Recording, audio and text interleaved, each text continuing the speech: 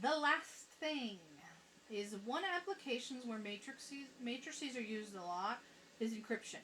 All right, now when you get to really sophisticated encryption, uh, they use multiple matrices of different sizes to encrypt stuff. But it is one of the basic ways that you can encrypt information. All right, so what coding and decoding messages are, so it's encryption. Like I said, it is one of the fairly sophisticated. Now they'll usually use, like I said, multiple matrices of varying sizes in order to really encrypt something. But it's something that's easy to do. It's easy to program. Right? It's easy to program that as long as you have it. And we're going to look at the simplest case, kind of to get an idea behind what it is. All right, the simplest way is to assign a number, right? Because in order to use matrices, I have to have numbers to plug into my matrix. So to take each letter of the alphabet and assign a number to it. So A would be 1, B would be 2, Z would be 26. And so I want to encode the message, begin to study. So, right, 2 would be B, 5 would be E, 7G, 9I, 14N, and so on. Those would be my letters, begin to study. And so then I break it down into, and so I can break it down in any size matrix I want. The matrix that I picked to invert was a 3x3, so I have to put them in terms of threes. So I made four 3x1 matrices, which they're listed here because this is the program that I use. Can't put them side by side for some reason. All right, but that is my begin to study. 2 stands for the B, E, G. 9 would be the I, N, T, O, S, T, U, D, Y. And so there would be the matrices that stand for my begin to study. All right, then what you have is what's called the key matrix. All right, the matrix has to be, and it's a 3x3, which is why I put all of those in terms of 3 so I could do the math. So I pick a matrix, a key matrix that has an inverse. All right, and so remember matrix A, that was the first one where we found the matrix. It had that inverse that we found earlier in the previous video. And so the inverse exists. It's a 3x3, which is why I had to have each of my matrices in terms of 3x1 so I could do the multiplication. And so what you do is you would take each one of these matrices and multiply it by A. So you would take A times that 2, 5, 7, which I can do the math. This is a 3x3. This is a 3x1. It will leave me with a 3x1 when it comes out, right? It checks. And I would do that for all of them, right? And so when you take each one of those matrices and multiply it by my key matrix, it encodes the message. So this would have been my first matrix, which has been encoded. That would have been the A times the 2, 5, 7. This one would be the A times that second matrix, 9, 14, 20. This would have been A times the third matrix, 15, 19, 20. And so on to the last matrix. This would have been A times the last matrix, 21, 4, 25. Which remember, the original matrices represent numbers. So if you gave somebody these matrices here, 14, negative 9, 21 have no meaning because negative 9 couldn't transition to a number. The next one has a 63. Well, there's no alphabetic letter at 63. And so now it's encrypted. Right? Those letters without the key, those numbers without the key have no meaning. And so you would send this as your message. Right? You'd send that to whoever the person is that you're sending your message to. They would have the key. Right? They would know the key matrix. Right? And then they would get your matrices and they would decrypt them. Right? Which they would take the original matrix inverse and undo the multiplication. So they would take my matrix A inverse, that matrix A we had earlier, multiply it times the encrypted matrices. Right? And so if you took that matrix A, which was the 1, 1, 1, 0, 1, negative 2, 1, 1, 2, its inverse, so you have to invert it, and it has to go in this order because this is a 3x3, 3x1. You can't flip it around. It has to be in that order. The key matrix inverse times my encrypted message. It will undo the encryption. It will get me back to that original 257, which is the letters B, E, G, which is the beginning of my message, right? Begin to study. And you would then do that for all of them, and it would decode the message. So you do that for every single one of them to undo the encoding. Right? And then you would get your message, begin to study. Alright? So to do an example. Right? So see if you can't do this on your own, but what you're going to do is, so you're going to type this into your matrix. So again, go into your matrix key in the calculator. Go over to edit. Type in your matrix A, which is a 3x3. So type this matrix in. Alright, and then I have a message for you. Alright, so again, 32, negative 35, 50 have no meaning until you decrypt them.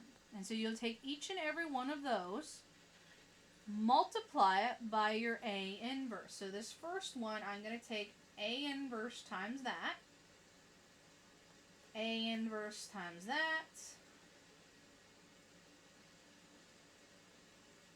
A inverse. So again, your matrix A is in. So you have to type both of these in. So you have to type in these.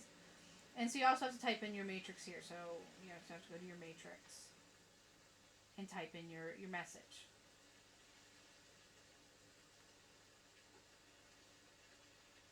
So I don't know, you could just do B, the one you type in. So that would be the first one. Alright, 32, negative 35, 50. Alright, put it in matrix B. It's a 3x1 when you type it in. And so you take your A inverse times your matrix B, and you would get your decrypted message. So this comes out 13, 1, and 18.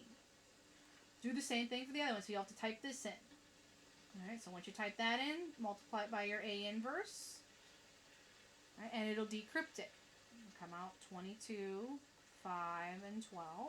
And then the last one, take the A inverse. So you have to type this in, 55, negative 17, 74. So you'll type that into your matrix. So 3x1. So again, I'll just usually type it in B again. Hit A inverse times that matrix B, and it will decrypt that, and it will spit out 15, 21, and 19, and then those represent my letters. So the letter 13 in the alphabet is M, letter 1 is A, 18 is R, 22 is V,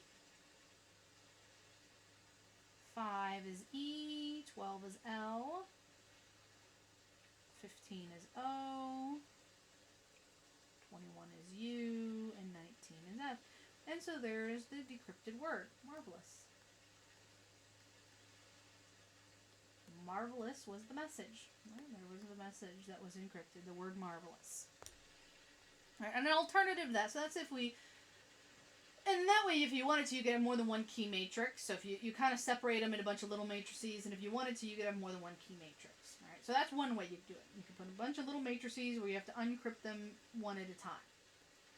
An alternative and a slightly quicker method would be, and so there's my letters right now. So in case you're, and again, mine's a little off my page there, but hopefully it's showing up correctly on your page. But again, A would represent 1, B would represent 2, C 3, W would be 23, X would be 24, Y would be 25, Z would be 26. Alright, so an alternative would be putting your message all in one matrix. That would be your alternative. Alright, so for example, suppose I wanted to encrypt the message, abort mission. Alright, if my key matrix is a 3x3, which is what the key I'm using the same key matrix every time. I have to always make sure my matrix is the right size, so I have to make sure it's a multiple of 3. Okay? And so what we have to do sometimes is we have to do fillers in order to make it a multiple of 3, right? My abort mission had only 13 letters in it. But I needed to make it a multiple of 3 so that I could set up a matrix that would work.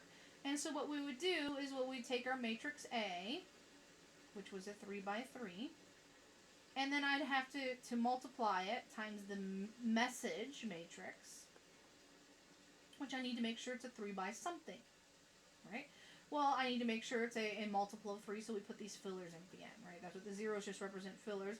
And so I make sure it's a multiple of 15, multiple of 3, which is 15, so it'd be a 3x5 matrix. And then I type my letters in, so I'd go 1, 2, 15, 18, 2, 3, 4, 5, and then 0 is also a filler, so that would separate the mission. 13, 9, 19, 19, 9, 15, 14. And why I need my zeros so that I have the right size. So now it's a matrix I can multiply by, right? I could take matrix A and multiply it by my message, which I've put in a matrix of the right size. So I always have to make sure I have the right size. And so if I have a 3 by 3, I have to make sure my matrix is a multiple of 3. Right? Those 3's have to match. So sometimes in order to do that, I have to put fillers in. Alright, so keep that in mind. I have another message for you that I want you to decode. Alright, so I have a message here in my matrix, which is a 3 by 8, that I have encoded. Alright, so use the key matrix A. So it's the same one. So if you still have that matrix A in there, it's still the same one. Alright, and so what you do in order to decode the message, you take your matrix A, inverse, and multiply it by the matrix M. Alright, matrix A is a 3 by 3, matrix M is a 3 by 8. The hardest part about this is mistyping something. And if I'm going to make a mistake, when I go to plug this into the calculator, there are, again, a bunch of letters that a bunch of numbers that represent letters that I have to make sure I'm very careful. If you're very careful when you type that out, you should get 16, 18, 1, 3, 20, 9, 3, and 5 across the top, 0, 13, I'm careful reading my calculator, 13, 1, 11, 5, 19, 0, 0, so I'm assuming those are fillers, 16, 5, 18,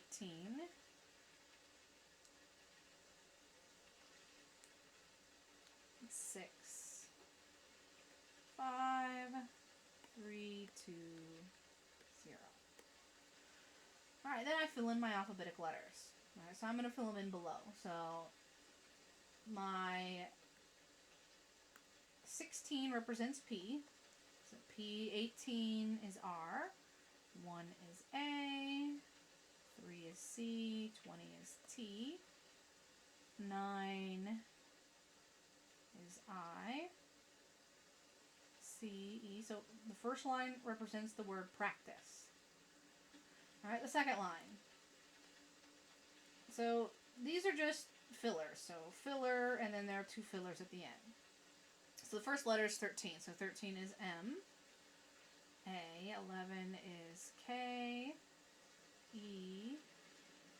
S. So the second word is makes. Alright, the last word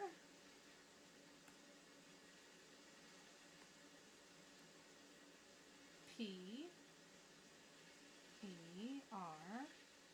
F. E. C. T. And then a filler. And so the last word was perfect. And so the message is practice makes perfect. Alright, practice makes perfect. Right, the last thing is to then encode that message. So there's decoding, which decoding is the only way I can go when I ask you a question on the quiz, because you can actually code things so many different ways. There are probably 5 different ways to write your matrix, 5 different ways to multiply it out. So decoding is the only type of question I could ask you, but you should also be able to decode a message. So if I'm going back to that abort mission, suppose I want to code it. All right, like I said, there's multiple ways to do this, which is why it makes coding a little harder. I'm going to use the coding by taking my matrix A, which is a 3 by 3, and multiplying by my matrix M, which I'm going to write as that 3 by 5 I had earlier. All right, so my matrix M was that 1, 2, 15, 18, 20, 0, 13, 9, 19, 19, 9, 15, 14, and then my fillers. And so that's the matrix you would type into your calculator. And again, you'd be careful and you type your matrix A, which is already in there. You take your A times your M, and that would give you your encrypted message. Again, the hardest thing with these is mistyping one of those numbers. Again, if I would do something silly, that's what I would do. Alright, so the coded message that you would give, and then they would have the key to encrypt it, would be 10, 30, 38, 37, 39, negative 18, negative 17, 19, 19, 19. Interesting. And then another 19. 45, 52, 37, and 39 would be the encoded message. So you'd send that off to your carrier, they'd take it in, the person would have the key, and they'd decrypt it. Alright, so that's, again, keeping it fairly simple. Now, we probably won't do too much with encrypting. Decoding would be something more that you'd have to be able to do, is decode a message, because I can set it up so you can decode it. Encryption's a little harder because everybody can encrypt it a little different. And so, like I said, this is actually how they do it. Now, they do it a little more sophisticated. They don't necessarily let 1, 2, 3, 4, 5, 5 represent the alphabet. They usually pick other letters, the numbers to represent the alphabet to make it trickier, some type of pattern. Then they put it in a matrix, and then they'll usually multiply it by 3, 4, 5, 6 to 10 key matrices in a specific order. And so not only do you have to have the key, but you have to have the proper key in the reverse order to decrypt it. And so that's where you can get pretty sophisticated with encrypting codes like this. And like I said, this is one way computer programs set up and make encrypted messages. Alright, we'll stop there. We're all done? Alright, the last thing for you to do is then take the quiz, do the homework over Chapter 4, and start getting ready for the final exam. Alright, so we are all done with lesson.